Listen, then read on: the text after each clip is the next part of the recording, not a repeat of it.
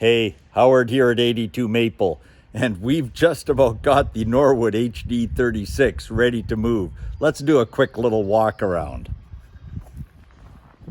So here we go. Starting with the obvious first move, we got the log loader detached. That's simple, easy enough to do. And I'm gonna show you something up here.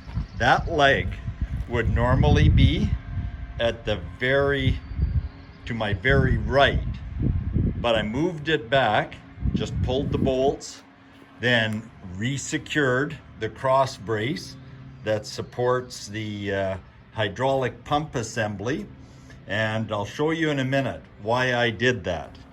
But following the Norwood instructions, moved the saw head to just above the axle unit. I had the, if you've been looking at any of my videos, you knew that I'd removed the axle. Simple and easy enough to put the axle back under, put the wheels back on. I'm sure that some of you have done that many times. Some little things that are prescribed by Norwood is pull that battery out of there if you're transporting it for a distance. I am. It's going to be following me for about 4 hours. I drained the water out of the water tank, so that's not sloshing around up there and putting extra stresses on things. Dropped the saw head right down against the frame. There we go. And interestingly enough, I would have thought that removing the saw blade was a must, but then thinking about it and reading the instructions, you put the saw blade in and tension it up. Not full tension, but a pretty decent tension just to hold all the wheels from rattling around in there. Hey, I think those folks at Norwood know what they're doing. They probably thought this through a lot better than I would. So here was the really puzzling thing. I read in the manual that there are is a device to help hold that saw head in place. But I shipped the manual to my new location with ahead of the sawmill. Silly thing to do. So I ended up rustling around in a big old box of Norwood trailering related parts I've got and came up with this.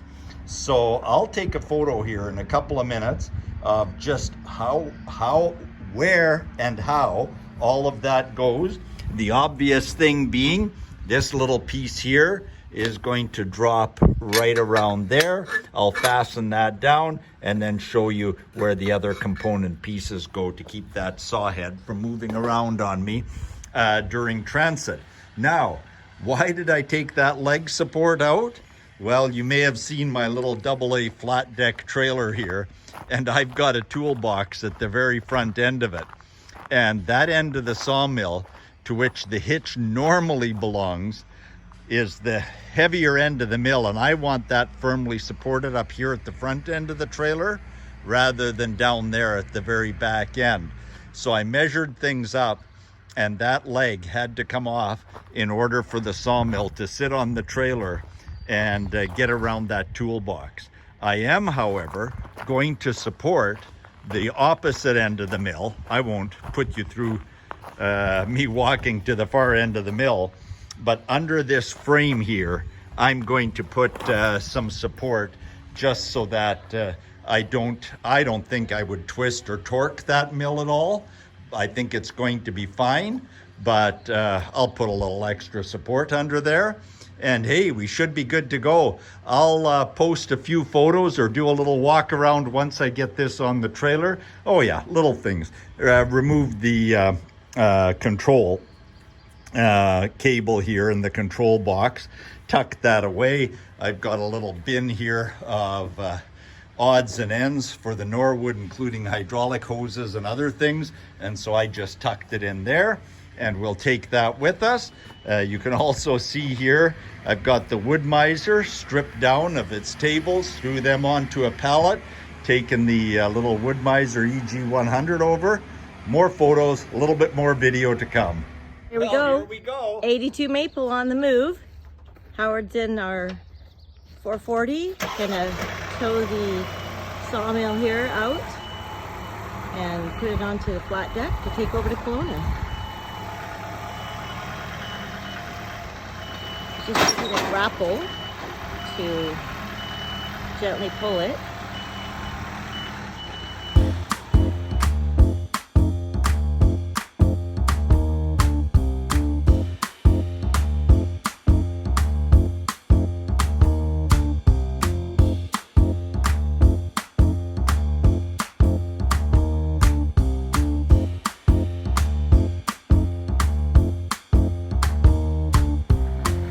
There we go, we're all lined up. Now we're gonna winch it on.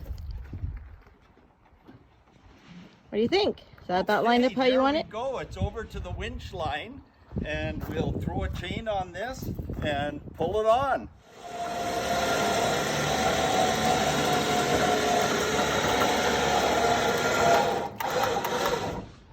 Okay, I'll get you to drop the trailer and we're in good shape.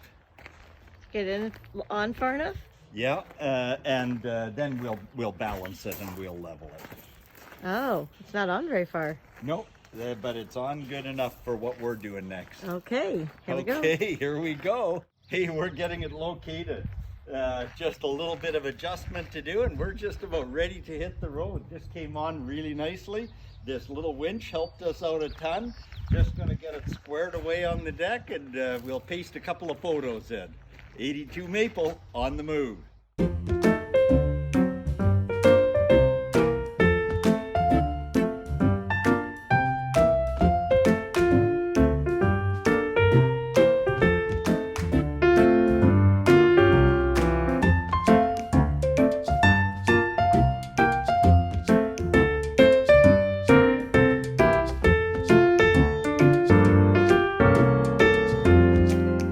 Well, here we have it.